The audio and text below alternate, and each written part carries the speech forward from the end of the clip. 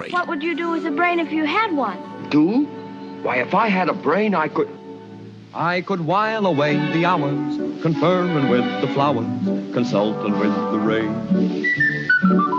And my head I'd be scratching while my thoughts were busy hatching if I only had a brain. I'd unravel every riddle for any individual in trouble or in pain. With the thoughts you'd be thinking, you could be another Lincoln if you only had a brain. The local production of The Wizard of Oz, presented by the Cardinia Performing Arts Group, has been playing at packed houses in Pakenham at the Cultural Centre. It's a fantastic show. I went along last Sunday afternoon to see the show, and it was just magnificent. From the staging to the lighting, to the audio, the acting, you couldn't fault one part of this production. The cast is excellent and so professional. Many of the cast are destined for great things in theatre. You often see at amateur productions some talent that really stands out.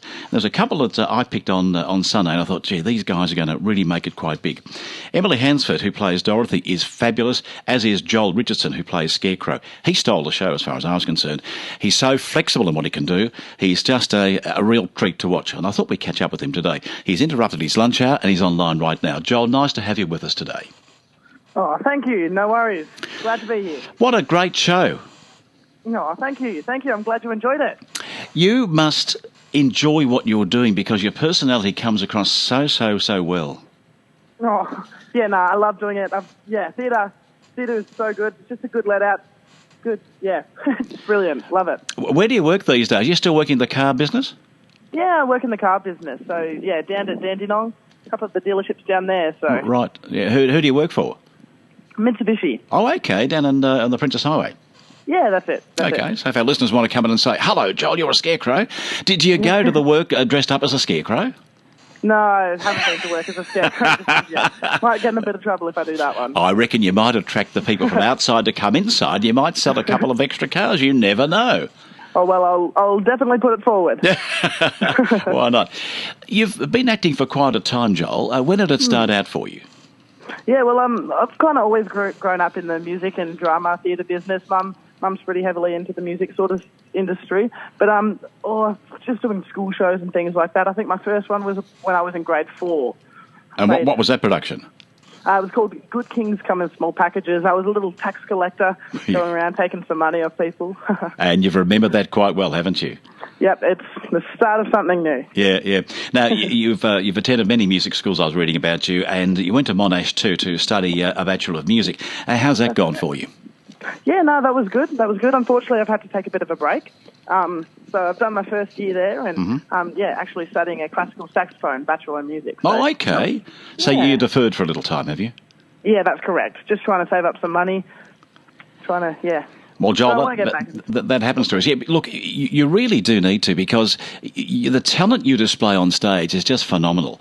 And you've got a great career ahead of you. I saw you in a production, was it last year, the 25th annual Putman Country Spelling Bee? Yes. I saw you in that down in Melbourne, and, a fantastic show. And you've been in many shows as the time goes on, and one that was a great desire of yours was Wicked, wasn't it? Oh, Wicked, yes. No, Wicked's a lifelong dream of mine. Loved Wicked. And you got to do it. Yeah, favourite show, and to be able to perform in it was literally a dream come true. What part did you have in Wicked? I was one of the guards in the dancing ensemble. So, yes. It was phenomenal. And of course, High School Musical, Hairspray, Catch Me If You Can, all of those. I've done a lot of dancing ensemble roles, male dancer. So it was actually really big treat to be able to play Scarecrow. It was kind of one of my first big leads that I've had down in the Melbourne area. So what does that do to you now? You've got this great lead that you've had in Scarecrow. It's a wonderful cast. You're a great actor. Where do you see yourself travelling now as an actor? What's your ambitions? Because I want to get back into studying. I want to audition for some of the big theatre schools like the Western Australia Performing Arts. You want to go to WAPA? WAPA, VCA, maybe even BAPA. And then they've also got AIM, which is down in the city at the moment. Yes. Got a couple of friends doing that. They say it's really good, So from an amateur theatre group here at Cardinia, where do you head to next? What are you going to do? Oh, I don't know. Another acting job coming up? I've always got shows on the go. So at the moment I've got, what have I got? I've got 9 to 5 actually. Oh, okay. Where's that going to be at? Down in Frankston. Frankston Arts. Yeah. Okay. All right. Who's putting that one on? Plus. Okay, good. I'll look out for that one too. And when's that likely to be on stage? That one's May 2017. In May, okay, just around the corner. And what's your part in 9 to 5? Not Dolly Parton's role, surely? Oh, I wish. No, I'm a male dancer. Male dancer. Yeah. You do a lot of dancing, so your training's obviously been in dancing, has it? Not actually. I haven't had any dance training. Really? But being in CPAC and with Robert Mulholland has been a big inspiration for my dancing career. He's taught me everything I know, sort of thing. So he's been great. So you talk about the dancing part of it and the acting part of it. I suppose to combine all of that together, we'll see you on a big stage somewhere one day doing the big ones, eh? Well, that's the dream. Yeah. Tell me, when I was watching you on Sunday, you're so flexible. How you rolled around on stage and your legs looked like they weren't even connected to your body. How do you do it? Yeah. Oh, well, yeah. This role has been probably the most physical role I've ever played. It was pretty physical demanding. I had to do a lot of warming up every night before the show. I have to do this 15-minute warm up, making sure that I don't injure myself. And it was very thought through. I just don't know how you do it. Have you got any injuries through it? Oh, one time when I was flipping, I accidentally landed on my shoulder instead of kind of on my back. Oh. So I've got a bit of a bruise on the shoulder, but not a dislocation though. Nothing broken. No, nothing like that. Just a bit of a bruise. Now your last night's tonight, I think, isn't it? Yeah, that's right. Last night tonight, 8:00. And I think there might be 1 or 2 tickets left. There's not a lot, I know, but 1 or 2 around. And you've had packed houses right through the 2-week season, hasn't you? Yeah. It was really good performing to packed out seasons, especially with all the kids in the shows. They bring their parents and their grandparents, so that's been really, really good performing to so many people. Well, to see those kids at the Munchkins, where do they all come from? Are they local kids?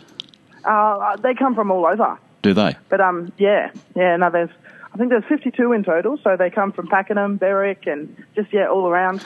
And Joel, from your experience, do you see them as being, theatre people as time goes on, performers and so on? Yeah, there's some talent there?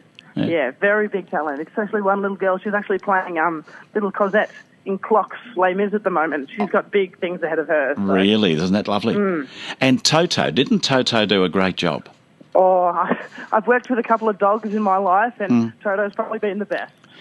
Yeah, I was talking to Leigh Garrity. Yeah, Leigh Garrity was on the show before the program started, and she was saying then a couple of weeks ago that Toto. Well, you just don't know whether or not because he's an older dog and so on. But he performed so well on Sunday. Is he like that at most performances? Yeah. Opening night, I think, was a bit of a scare for him to have all the lights and all the audience in front of him. But he's been so good. He does what he needs to do, and then he has a bit of a nap backstage, and then we take him back on. Well, the way Dorothy was holding him there, she was just brilliant with him, and look, you all were. But look, I really admire you, Joel. I think you've got a great career in front of you. For heaven's sakes, never turn your back on acting. I think that's going to be you in years to come, and we'll see you up in the big lights. You mentioned your mum before. She was obviously an influence with you. She plays music too? Yeah, no, she's big in the music industry. She's big. She kind of taught me everything I know with my music career. She's a music teacher. She's always encouraging me. Paid for all my music lessons when I was younger. So she's been a big inspiration. Music teacher at a school or privately? Both. Both, is she? Yeah. Yeah. Well, she's given you some great direction, pal, and with Leigh Garrity there directing you too, you've just done such a superb job. I wish you well for tonight and your career as it goes on, Joel. Great to have caught you today, and tell your boss I'm sorry to interrupt the lunch hour and that, but just tell him you'll come on Monday dressed in the suit, and you'll be a scarecrow for him, and he can do a great promotion through the local press, eh? Well, let's hope so. Joel, take care, pal. Nice to catch up with you. Yeah, you too, Leigh. Okay. Thank you. Bye-bye to you.